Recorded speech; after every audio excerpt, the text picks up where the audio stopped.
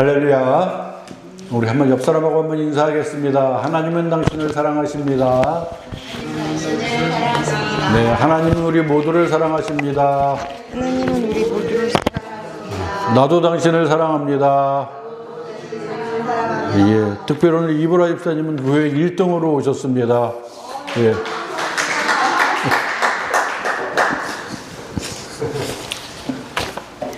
네, 오늘 하나님 말씀 제목을 다 같이 한번 따라하도록 하겠습니다. 내가 사람을 취하리라. 예, 오늘 말씀의 제목은 내가 사람을 취하리라. 본문 말씀 가운데 예수님이 베드로에게 강건하여 하신 말씀, 바로 이제부터 네가 사람을 취하리라. 그죠?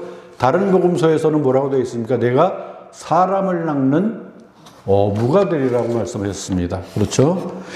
자, 제가 대학을 졸업하고 군대를 제대한 후에 바로 다음 날부터 저는 신학대학원을 다니게 됐는데, 제가 다니던 학교에서 합동신학대학원이거든요. 이 학교는 그 당시에도 그렇고 지금도 그렇고 우리나라에 있는 모든 신학교 중에 1등이다 그러면 뭐냐 하면은 성경신학에 강하다는 학교였어요. 그래서 성경신학에 강한 이유가, 그 당시에 두 교수님, 대표적인 교수님이 계셨는데, 구약성경엔 김성수 교수님, 그리고 신약성경엔 요즘 조금 시끄러운 우리 박영선 목사님, 두 분이 아주 축으로 그렇게 계셔갖고 그분들한테 배울 때마다 아주 은혜를 많이 받았던 그런 기억이 있습니다. 왜 이 말씀을 드리냐면, 그 당시에 특히 김성수 교수님은 누가복음 책을 직접 쓰셨고, 그 강해서를, 그리고 박영성 목사님은 말할 필요도 없이 이게 설교 교수법이라든지 이러한 과목을 통해서 이 말씀을 꿰뚫어 보시는 그 안목에 우리가 상당히 놀라면서 아주 재밌게 그리고 은혜롭게 그 강의를 그렇게 들었던 그 기억이 있습니다. 그리고 제가 또 이제 신학교를 3년을 마치고 또 유학을 갔어요.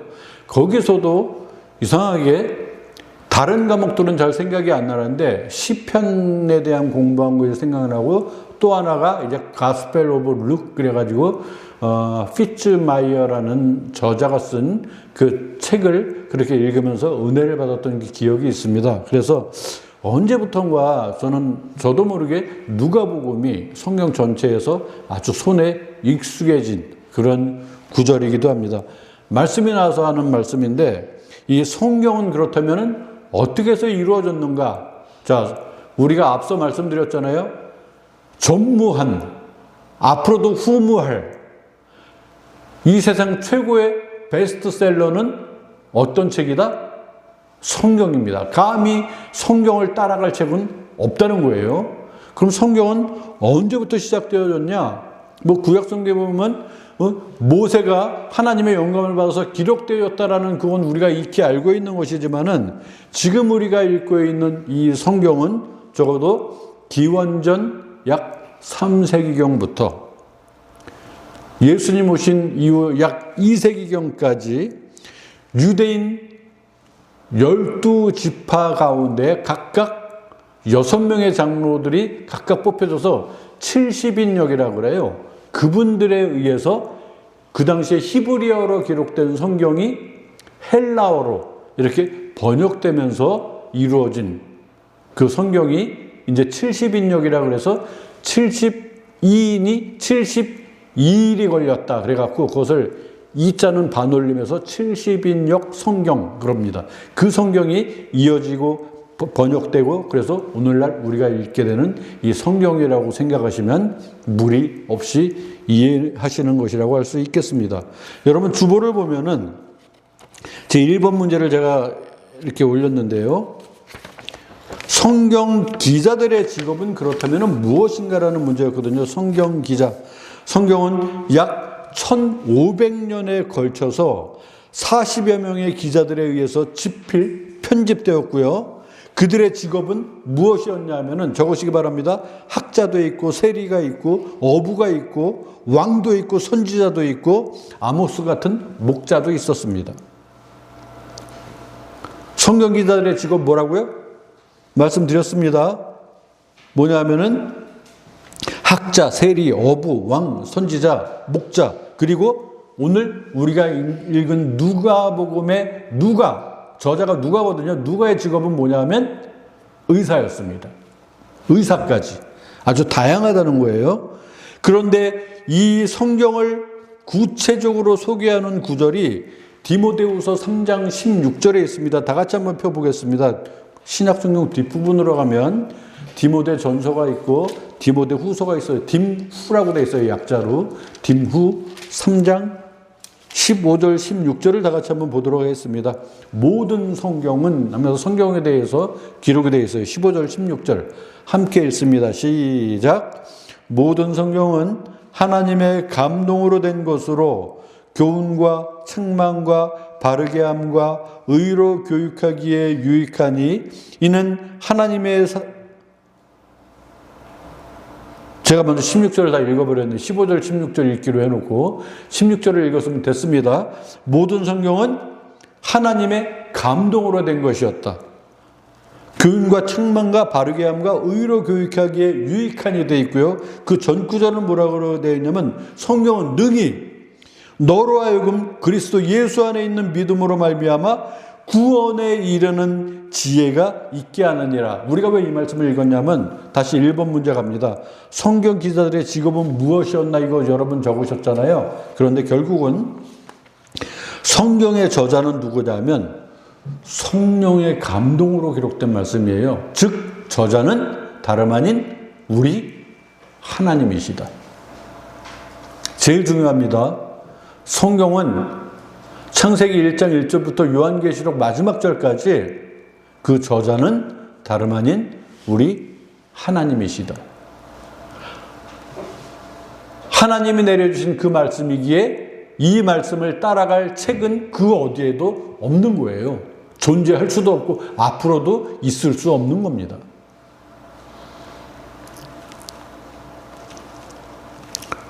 결국 성경의 저자 성령의 감동, 즉 우리 하나님이신 것을 믿으시기를 바라겠습니다. 자, 그리고 우리가 오늘 누가복음을 읽었는데요. 그러면 누가복음의 저자는 누가예요. 그죠? 누가의 직업은 의사고 누가는 유대인이 아니에요. 유일하게 헬라 사람이었어요. 이방인 취급당할 헬라 사람이었다는 거죠. 자, 그런데 우리가 읽은 복음서 마태복음, 마가복음, 누가복음, 요한복음이 있는데 각각 이 기자들마다 다양한 시각으로 예수님을 바라볼 수 있도록 도와주는 귀한 복음서이기 때문에 우리 사복음서를 다 읽습니다. 누가도 역시 이방인으로서 예수님의 생애인 복음서를 저술하였다라는 사실을 특별히 주목할 만하는데요. 사실 누가는 살아생전 예수님을 봤는지 그건 확실치 않습니다. 직접 얼굴을 대면했는지 확실치 않지만 누가복음 1장 1절부터 기록되어져 있지만 자기가 본고 자기가 전해 들은 말을 사실에 의해서 적었다라고 기록하고 시작하지 않습니까? 그런데 누가복음을 적은 누가의 이 누가복음서의 진행본을 자세히 살펴보면은 누가는 주로 어떤 행적 이런 것보다도 예수님의 사역을 지리적으로 이렇게 문단으로 묶어놓은 것을 우리가 쭉 읽어보면 이렇게 발견할 수 있어요. 예를 들면 누가복음 4장부터 9장까지는 예수님의 사역을 갈릴리를 중심으로 이렇게 하면서 말씀이 기록되어져 있고요. 9장 후반부부터는 이제 갈릴리에서 예루살렘으로 이동하시면서 예수님의 제자들을 집중적으로 교육하시는 그 부분이 또 그렇게 기록되어져 있습니다. 그리고 그 다음에 19장 후반기부터는 이제 예루살렘에 도착하셔서 이제 십자가에 달리시고 운명하시기까지의 그 과정들을 그렇게 기록하고 있어요. 그렇게 해서 말씀이 끝나느냐? 아닙니다. 누가복음에 또한 후반부가 있죠. 바로 사도행전입니다. 사도행전은 누가복음의 후반부에 기록된 누가가 기록한 책이에요. 거기에 보면은 이제 복음이 예루살렘에서 땅끝으로 확장되어져 가는 그 과정들이 그렇게 기록되어져 있다는 것입니다. 한마디로 이스라엘에서도 변방일 것 같은 갈릴리에서 시작된 복음의 운동이 점차 온 세상으로 퍼져가는 모습, 바로 이 부분으로 전개해 나가는 누가복음을 우리는 살펴볼 수 있다는 것입니다. 그래서 오늘 본문 말씀을 보면은 이제 예수님께서 베드로를 제자로 부르시는 그 모습들이 이제 시작이 돼요. 예수님이 하나님 나라의 복음을 전하실 때에 이제 갈릴리 지역에서 복음을 전하시니 많은 무리가 그에게 나와 하나님 말씀을 듣는다라고 기록되어 있거든요.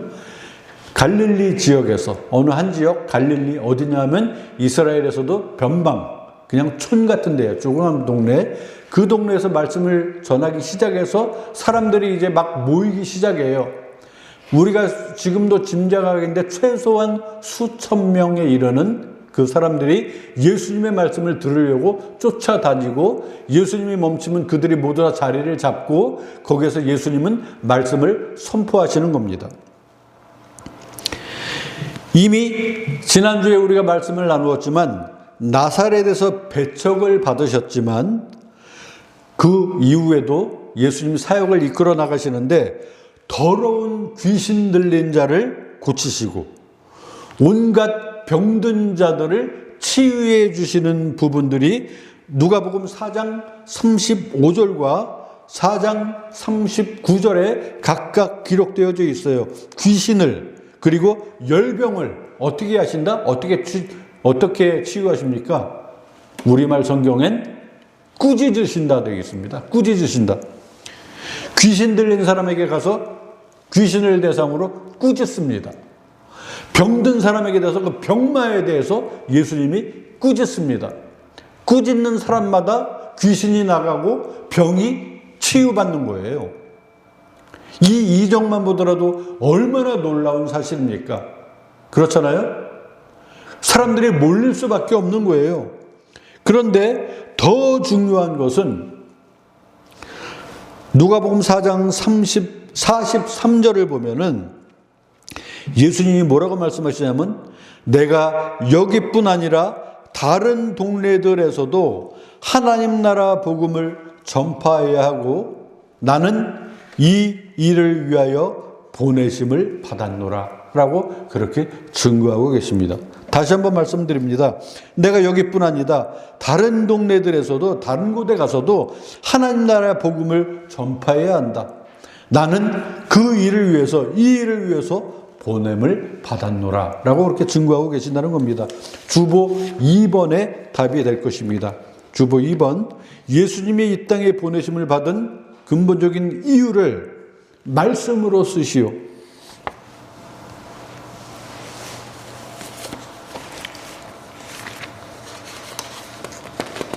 지금 구절을 적으시면 되겠습니다.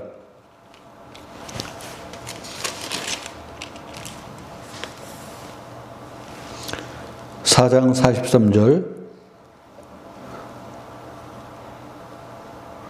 하나님 나라 복음을 전하여야 하리니 나는 이 일을 위해 보내심을 받았노라 라는 이 구절을 분명히 적으시기를 바라겠습니다.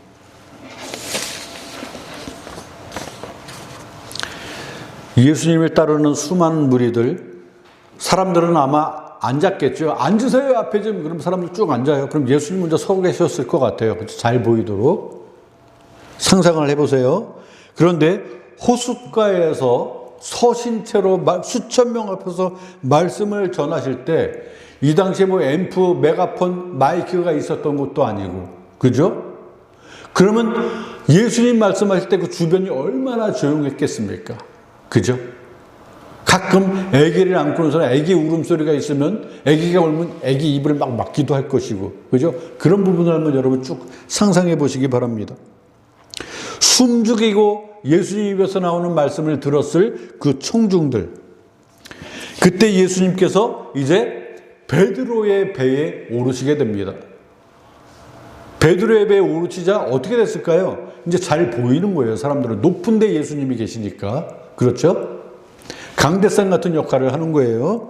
거기에 오르시고 많은 사람들이 이제 말씀을 더 멀리서도 더 잘 보이는 그러한 상황. 예수님이 베드로의 배를 택하신 이유가 그런 이유도 있었겠지만 분명한 것은 자신의 일에 어업에 몰두하고 있는 베드로에게 우선 관심이 있으셨기 때문에 그 배에 오르신 것일 것이다 라고 우리가 충분히 짐작할 수 있는 부분입니다.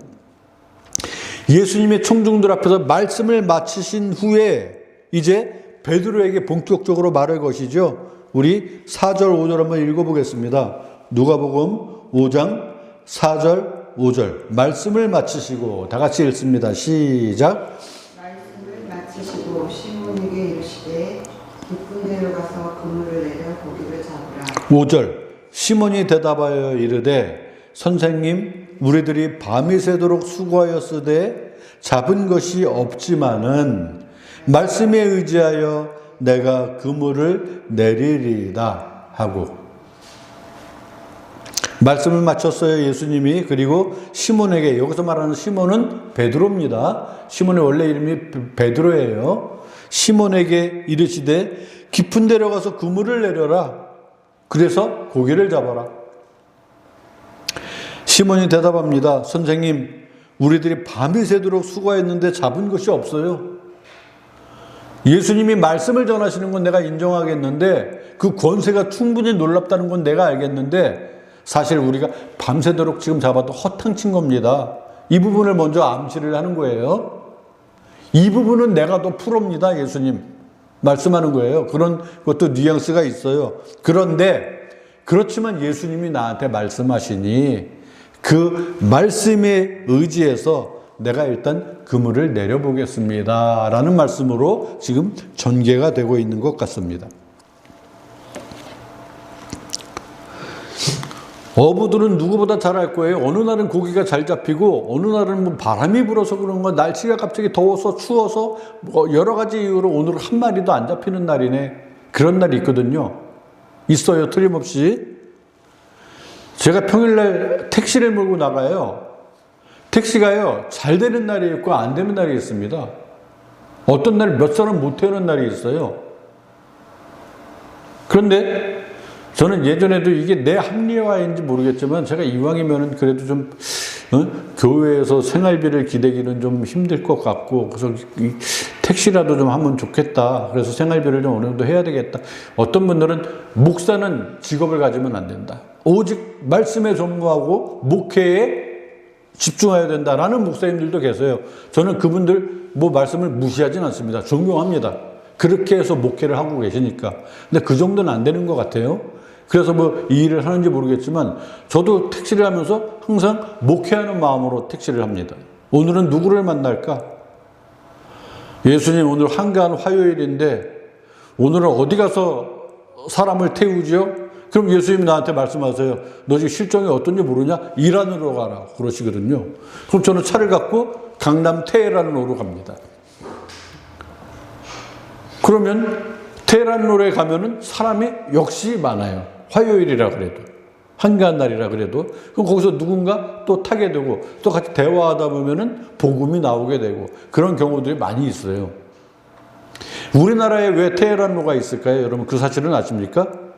1970년대에 우리나라가 중동으로 이제 막 해외 근로자들을 파견하지 않았습니까? 이란과 우리나라가 너무나 사이가 좋았다는 거예요. 그래서 그러면서 우리나라엔 테헤란로를 만들고 이란에는 서울로를 만들고 그렇게 되어진 도로라고 합니다. 지금 미국과 이란이 전쟁을 하고 있는데 우리가 어느 나라 편, 여러분 혹시 편 들고 있습니까? 아까 우리 장은택 송독께서 기도를 하셨지만 전쟁은 없어야 됩니다. 우리가 기도할 거 누구 편도 아니고요. 전쟁은 없어야 돼요. 어찌됐든. 전쟁이 없는 날이 언제일까요? 마지막 전쟁, 사탄과의 전쟁이 끝나면은 전쟁은 완전히 없어집니다. 마지막 날 예수님이 이 땅에 오시는 그날이 될 것입니다. 깊은 데로 가서 그물을 내려 고기를 잡아라.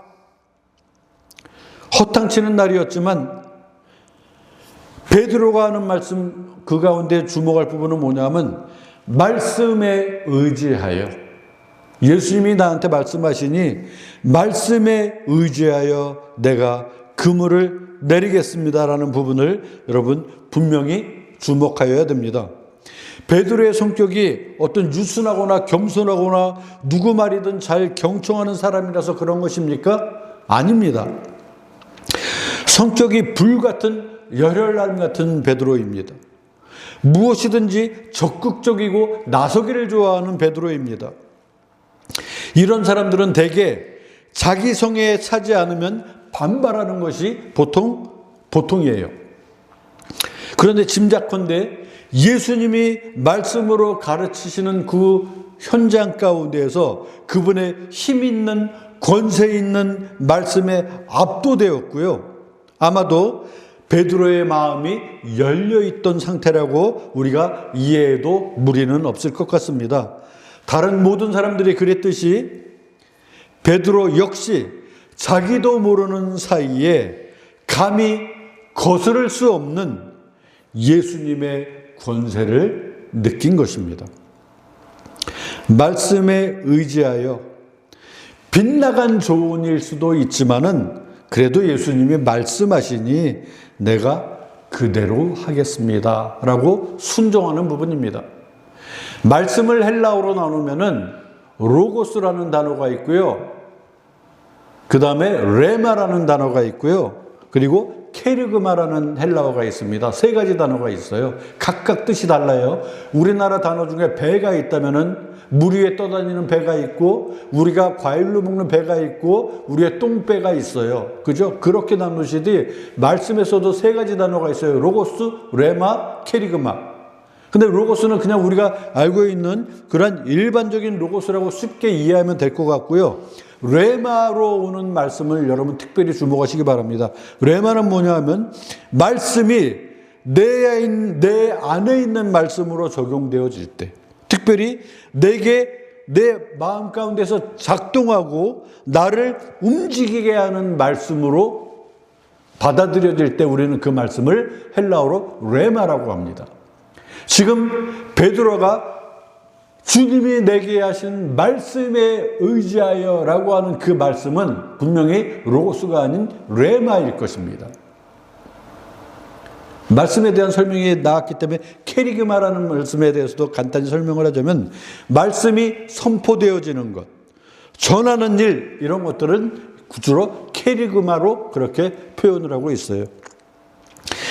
말씀을 의지하는, 말씀하시니 그대로 하겠습니다. 예수님이 말씀하시니 안 되는 거 내가 뻔히 알지만 말씀하시니까 그렇게 하겠습니다. 레마로 베드로의 마음이 움직이고 행동으로 실행되게 됩니다. 말씀을 의지하는 사람, 그것은 바로 예수님이 나에게 주시는 말씀이라는 사실 하나만으로도 순종하는 거예요. 우리는 예수님이 나에게 지도해 주시는 말씀을 들을 수 있는 그러한 심령을 준비하며 살아야 할 것입니다. 베드로는 예수님이 하시는 그 말씀을 의지해서 그물을 던졌고 결과는 이제 어떻게 됐습니까? 결과는 그물이 찢어질 정도로 많이 잡히게 됩니다. 그물이 찢어질 정도로. 이거 어떻게 된 거지?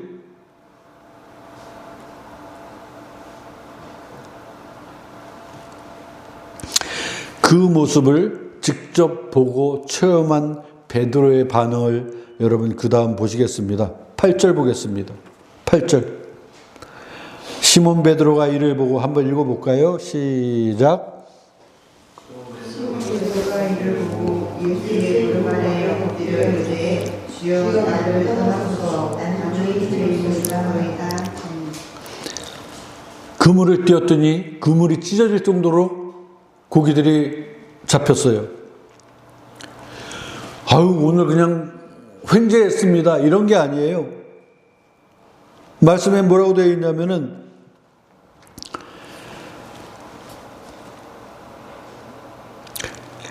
예수의 무릎 아래에 엎드려서, 예수의 무릎 아래에 엎드려서 주님 어떻게 해요? 나를 떠나주세요. 그 다음 뭐라고 되어 있습니까? 한번 따라 하겠습니다. 나는 죄인입니다. 네, 나를 떠나주세요. 나는 죄인입니다. 여러분 이 부분을 보면은 간단하게 우리 또 생각나는 구약 성경에 있죠. 이사야 선지자가 환상 중에 하나님을 만나잖아요. 그죠? 하나님 바로 앞에 섰다고 생각하는 그 선지자는 이제 화로다, 이제 망하였도다, 이제 나는 죽게 되었구나 라고 고백을 합니다. 뭐냐면 죄인된 내가 감히 하나님 앞에 섰다는 거예요. 그래서 나는 이제 죽게 되었다는 거예요. 그런데 그 가운데 하나님이 방법을 주시잖아요. 천사로 하여금 성령의 숯불을 그 입에 대게 하십니다. 그래서 그 죄가 사여지는 장면들이 이사야서에 있어요. 그러자 이사야가 바로 변하잖아요. 하나님이 말씀하십니다. 누가 나를 위해서 우리를 위하여 저 세상으로 갈꼬라고 할 때 변화되어진 죄사함 받은 그 선지자의 입에서 나온 말씀이 주여 나를 보내주소서라고 말씀하고 있습니다. 그 후속편인 것 같아요. 마치 주님 나를 떠나주세요. 내가 주님 옆에 있는 것만 해도 나 감당하기가 너무너무 힘들어요. 나를 떠나주세요. 하나님이신 줄 이제 마음 가운데 체험하는 겁니다. 감히 나 같은 죄인이 그분 앞에 있는 것조차 부담이 되는 거예요.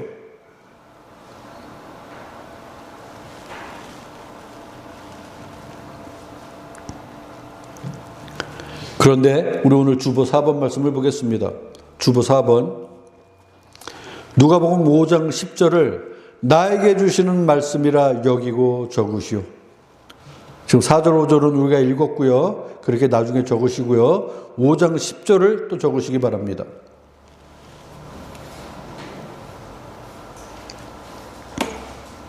나에게 주시는 말씀이라 생각하시고 뒷부분 적으십시오. 무서워하지 말라. 이제 후로는 내가 사람을 취하리라. 이 부분을 적으시기 바랍니다.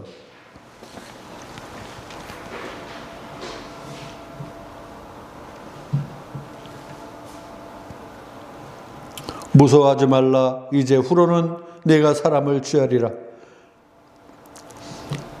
앞서 말씀드렸듯이 다른 복음서에서는 베드로를 이제 사람을 낚는 어부가 되리라라는 말씀이 있잖아요.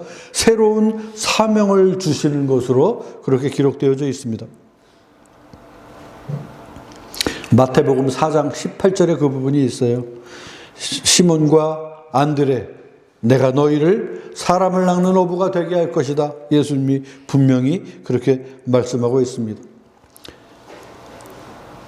무서워하지 말라. 이제후로는 내가 사람을 취하리라. 베드로의 반응이 어떻습니까?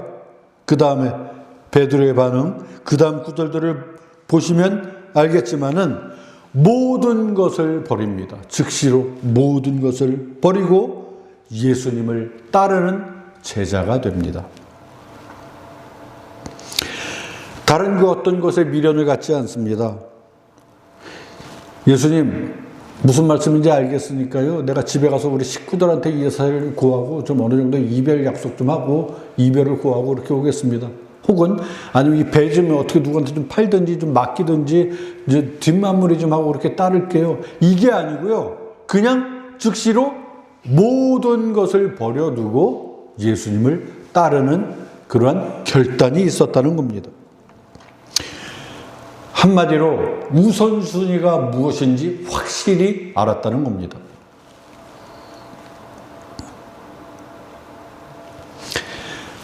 우리 사람은 진리를 알았을 때 잔머리는 없어집니다. 이게 진짜라고 알았을 때 다른 생각은 없어지는 거예요. 우리가 베드로와 같은 직접적인 기적을 체험하지는 못했을지라도 예수님은 분명 오늘 저와 우리 모두를 베드로처럼 사람을 낚는 어부로 불러주셨음을 여러분 믿으시기를 바라겠습니다. 여러분 교회를 오시면서 게시판을 한 번씩 보십니까? 제가 매주 이렇게 하나씩 찍어 놓거든요. 오늘 본문 말씀 제목을 적고요. 그 후에는 이제 한 달에 한 번씩 이렇게 올려놔요. 오늘 제가 새로 어젯밤에 영감을 얻어서 하나 딱 올려놨는데 뭐라고 올려놨냐면 이번에는 이따가 집에 가다 한번 보시기 바랍니다. 그래도 교회가 세상의 소망입니다. 그렇게 올려놨어요. 그래도. 어느 설문에 의하면은 우리나라 사람 75% 이상이 교회를 더 이상 신뢰하지 않는다고 합니다. 교회의 위상이 그만큼 땅에 떨어진 거예요. 그렇지만 여러분 실망하지 마시기 바랍니다. 그래도 하나님께서는 이 시대에 들어 쓰시는 기관이 있다면 유일하게 교회라는 사실.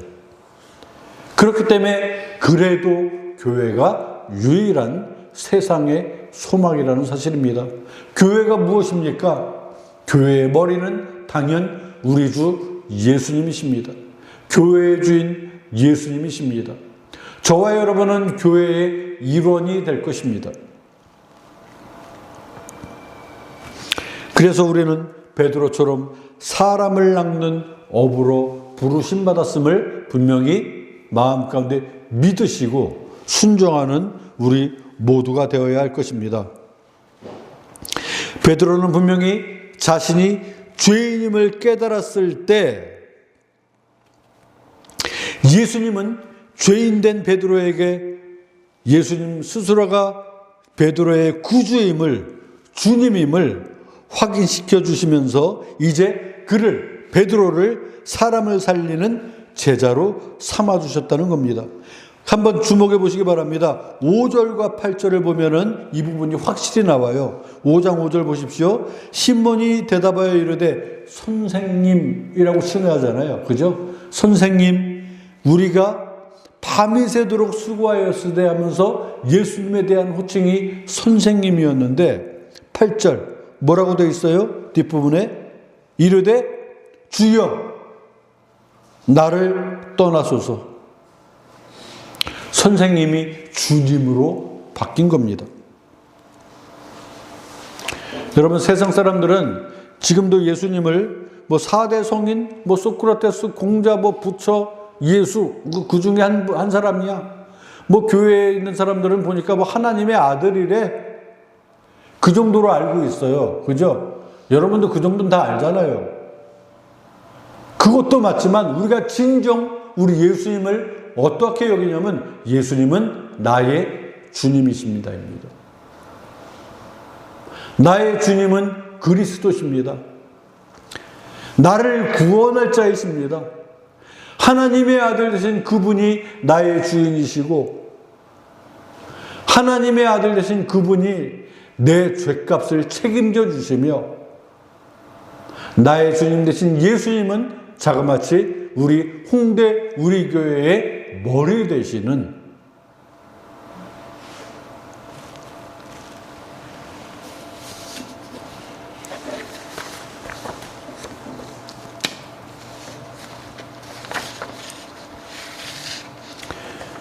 여러분 우리가 알고 있는 예수님 그분이 어떤 분이십니까? 지금 우리 기독교인들이 지내는 이 시점은 바로 사순절 기간이라고 합니다. 부활절을 앞둔 사순, 열자가 4번 있는 사순절 40일 기간이고요. 그리고 그 정점이 이제 마지막 주일, 부활주일을 일주일 앞두는 그 주간을 우리는 고난주간이라고 부르면서 우리의 마음 가운데 예수님이 이 땅에 오신 그 복음의 의미를 직접 우리가 마음 가운데 되새기며 그 십자가 사건을 생각하며 우리의 삶을 돌아보는 그러한 기간으로 갖고 있는 그 기간이기도 합니다. 자, 베드로가 사명을 받았던 그 순간이 있기까지 그는 그 이전 전직이 어부였지만 예수님을 만나는 그 순간부터 예수님을 따르는 자리로 이제 나아가게 됩니다. 더 이상 베드로의 삶은 자신이 주도하는 삶이 아니었습니다. 예수님이 이끄시는 삶을 살기로 작정한 것이었습니다. 여러분 주보 5번을 보십시오. 참된 제자는 그렇다면 어떠한 삶을 살아야 하는 것인가? 참된 제자. 우리 말씀을 한번 찾아보겠습니다. 사도 바울이 제자에 대한 정의를 아주 쉽게 설명한 구절이 있어요. 성경 뒷부분 디모데후서, 이번에는 디모데후서 2장 4절 말씀을 보겠습니다. 디모데후서 2장 4절.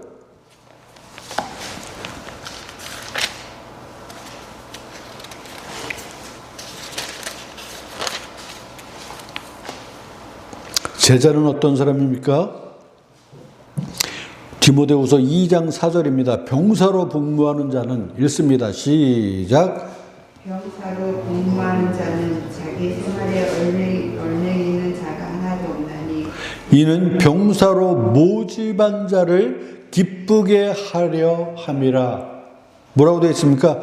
병사로 모집한 자를 기쁘게 하는 것이 병사다. 바로 제자의 개념입니다. 제자의 개념.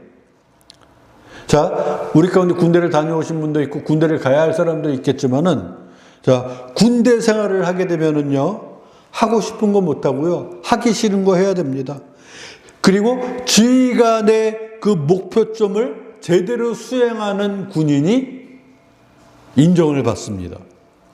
그 사람들이 상도 받고 휴가도 가고 진급도 하게 됩니다. 우리의 대장 대신 예수님으로부터 부르심을 받은 우리라면은 그분이 기뻐하는 삶을 사는 것이 당연한 것이고, 그러한 사람이야말로 예수님의 제자 되는 것이에요.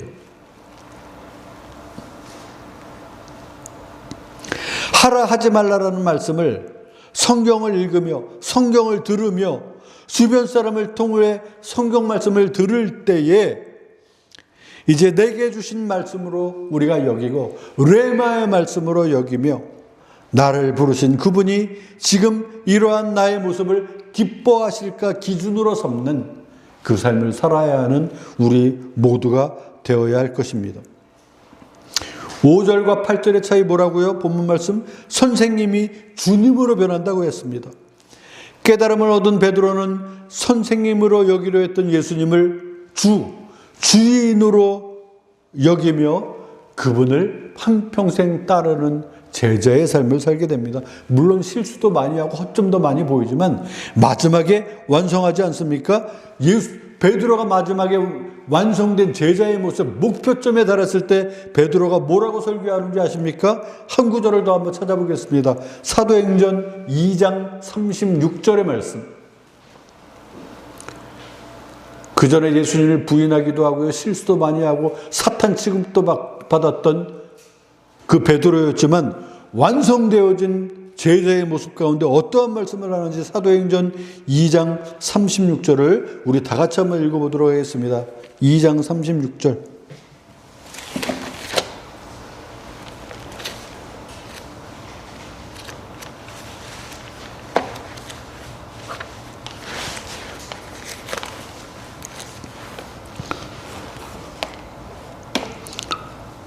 한번 읽습니다. 시작. 그런즉 이스라엘 온 집은 확실히 알지니 너희가 십자가에 못 박은 이 예수를 하나님이 주와 그리스도가 되게 하셨느니라 하니라.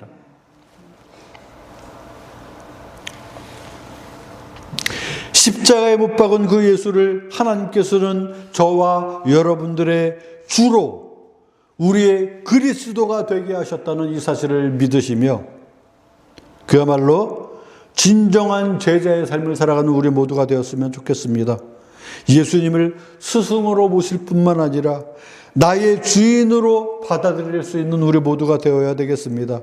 더 이상 내가 내 인생의 주인이 아니라 예수님이 나의 주인이 되시고 나의 삶의 모든 것이 바로 예수님이라고 여기는 그분의 제자 되는, 그분의 백성 되어지는 우리 홍대우리교회 모든 교우들 되시기를 주님의 이름으로 축원합니다. 한 번 더